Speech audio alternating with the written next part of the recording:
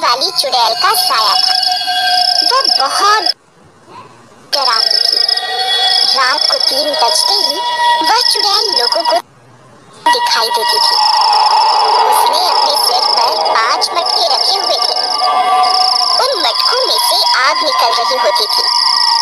गांव वाले उस चुड़ैल को अपने घर की खिड़कियों से छुप छुप कर देखा करते थे, लेकिन उसके पास जाने की हिम्मत किसी में नहीं थी।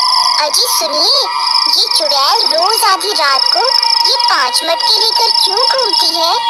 पता नहीं उसे किसकी तलाश है। मुझे आभास हो रहा है कि गांव में जरूर कुछ बहुत बुरा होने वाला है। फिर अगले दिन, अरे भाई हीरा, अब तो हद ही हो गई। पूरा साल बीत गया लेकिन बारिश का कोई नामो निशान नहीं है। मुझे तो लगता है इस साल भी गांव में सूखा पड़ेगा। भाई मुझे तो लगता है ये सब उस मटके वाली चुड़ैल की वजह से हो रहा है। वह रोज रात को आग से भरे मटके लेकर पूरे गांव में घूमती है।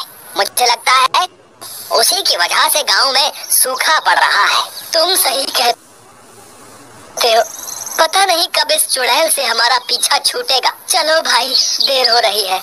उस लालची सेठ के घर जाना है, उसके कुएं से पानी भरने। अगर लेट हो गए तो बहुत भीड़ हो जाएगी सेठ के कुएं पर। इस लालची सेठ ने तो हद ही कर, ये हम सब गांव वालों की मजबूरी का फायदा उठा रहा है। हाँ भाई, तुम सही कहते हो, लेकिन हमारे पास कोई दूसरा रास्ता भी तो नहीं है। अब चलो, वरना देर हो जाएगी। वही दूसरी तरफ गांव में सूखा पड़ने की वजह से वह लालची सेठ अपने कुएं का पानी लोगों को बेचा करता था, क्योंकि गांव के लगभग सारे कुएं सूख चुके थे। अरे सेठ जी, आज मेरे पास पैसे नहीं है, मैं कल दे दूंगा। कृपया करके मुझे कुएं से पानी लेने दो। अरे चल भाग यहाँ से, बिना पैसों के किसी को पानी नहीं मिलेगा। पहले पैसे लाओ फिर पानी पाओ। उस सेठ ने लालच की सीमा पार कर दी थी। फिर एक दिन, इस साल भी गांव में सूखा पड़ा है, हमें गांव वालों की मदद करनी चाहिए। हमें अपने कुएं पानी के लिए लोगों से पैसे नहीं लेने चाहिए। क्यों री, तुझे बड़ी दया आ रही है इन गांव वालों के ऊपर? चुपचाप जाके अपना काम कर, यही तो मौका है पैसे कमाने का। मैं इसे अपने हाथ से नहीं जाने दूंगा। तो फिर ठीक है, मुझे भी इस घर में तुम जैसे लालची इंसान के साथ नहीं रहना। मैं आज ही अपने मायके जा रही हूँ। ठीक है, तुम्हें जहाँ जाना है जाओ, मुझे कोई फर्क नहीं पड़ता। सेठ की इन्हीं आदतों की वजह से उसकी बीवी भी उसे छोड़कर चली जाती है। अब तो मजा ही आ गया, ये सारी धन दौलत अब सिर्फ मेरी है। फिर अगले दिन सुबह होने पर गांव वाले कुएं से पानी भरने के लिए खड़े होते हैं।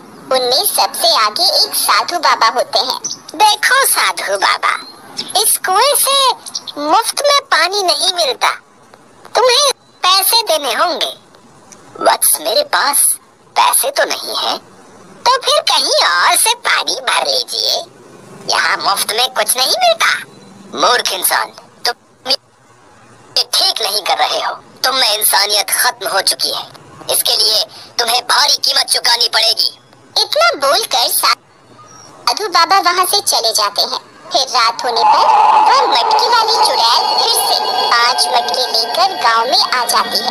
गांव वाले उसे देखकर घबरा जाते हैं। इस बार वह सीधा सेठ के घर के बाहर जाती है और उसका दरवाजा खटखटाती है। अरे इतनी रात को कौन आ गया पानी लेने? इससे 5 गुना ज्यादा पैसे वसूलूंगा पानी के लिए। फिर वह सेठ खिड़की से झांक कर देखता है तो वह हक्का बक्का रह जाता है। अरे मर गए रे, ये तो वही मटके वाली चुड़ैल है। आज ये कहाँ से आ गई? अब मैं क्या करूं? अगर मैंने दरवाजा खोला तो ये मुझे कच्चा ही खा जाएगी। हे भगवान, मुझे इस चुड़ैल से बचाओ। चुड़ैल फिर से दरवाजा खटखटाती है, लेकिन सेठ डर के मारे दरवाजा नहीं खोलता। तो चुड़ैल अपने 5 मटकों में से एक मटका उसके दरवाजे के बाहर रखकर चली जाती है। शुक्र है भगवान, आज तो मैं पाल। फिर वह बाहर निकलकर देखता है और हैरान रह जाता है। उसके घर के बाहर एक मटका पड़ा होता है जिसमें से आग निकल रही होती है। लगता है चुड़ैल पानी लेने के लिए आई थी, तभी अपना मटका यहाँ छोड़ गई है। मैं जल्दी से पानी भर देता हूँ, नहीं तो ये मुझे नहीं छोड़ेगी। फिर वो उस मटके में पानी डालता है, लेकिन पानी उस मटके में नहीं जाता और आग और ज्यादा भड़क जाती है। अरे ये क्या, इस मटके में तो पानी जा ही नहीं रहा। ऊपर से ये आग तो और भी तेज हो गई। फिर अगले दिन सुबह होने पर सेठ सीधा उस साधु बाबा की कुटिया की तरफ उनसे मदद मांगने जाता है। हे साधु बाबा, मुझे माफ कर दो। उस दिन मैंने आपको पानी नहीं लेने दिया।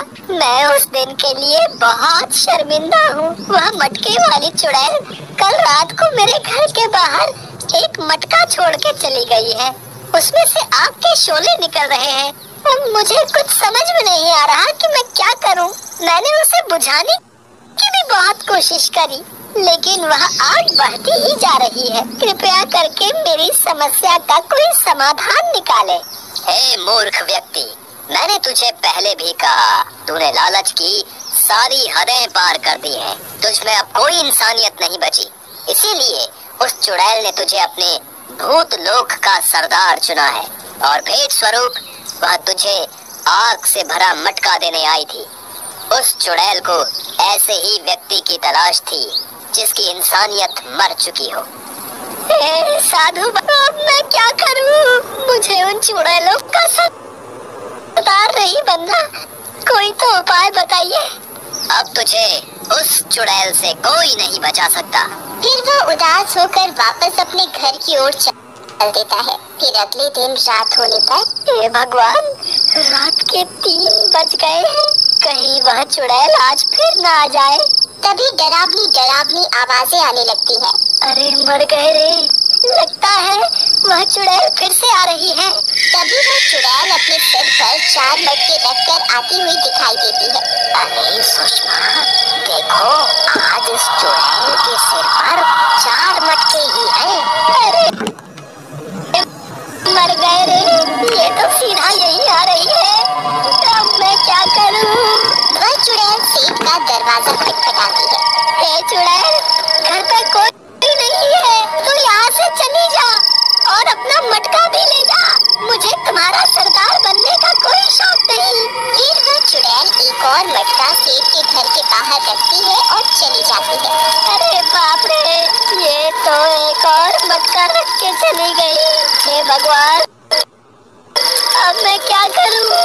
अरे सुरेश, तुझे पता चला वह मटके वाली चुड़ैल सेठ के घर 2 मटके छोड़ के चली गई है। यार, 2 दिनों से कोई गांव वाला पानी लेने भी नहीं आ रहा। अब क्या करूं? इस चुड़ैल ने तो मेरा सारा धंधा ही चौपट कर दिया। फिर वह उस मटके की आग को बुझाने की कोशिश करता है, लेकिन आग और भड़क जाती है। अरे मर गए रे, ये आग तो और भड़क गई। अब मैं क्या करूं? फिर रात होने पर सेठ डरा सहमा हुआ खिड़की से बाहर की ओर देख रहा होता है। तभी उसे फिर से वही चुड़ैल दिखाई देती है। इस बार उसके सिर पर 3 मटके रखे हुए होते हैं। वह रोज की तरह दरवाजा खटखटाती है, लेकिन सेठ की हिम्मत नहीं होती कि वह दरवाजा खोले और चुड़ैल तीसरा मटका भी उसके घर के बाहर छोड़कर चली जाती है। इसी तरह अगले दिन भी चुड़ैल है और चौथा मटका भी सेठ के घर के बाहर रखकर चली जाती है। फिर अगले दिन चुड़ैल की खबर सुनकर उसकी पत्नी वापस अपने अच्छा हुई, मैं बहुत बड़ी मुसीबत में फंस गया हूँ। वह चुड़ैल मेरे पीछे हाथ धोकर पड़ गई है। मुझे समझ नहीं आ रहा मैं क्या करूँ। मैंने तो आपको पहले ही कहा था कि आपने इंसानियत की सारी हदें पार कर दी है। ये तो होना ही था। लेकिन मैं अब सुधरना चाहता हूँ। कोई तो उपाय बताओ, मैं क्या करूँ? फिर अपनी पत्नी के समझाने पर वह अपनी कमाई हुई दौलत को एक पोटली में बांधकर गांव के मुखिया को दे देता है। मुखिया जी, ये वह सारी दौलत है जो मैंने गांव वालों को पानी बेचकर कमाई थी।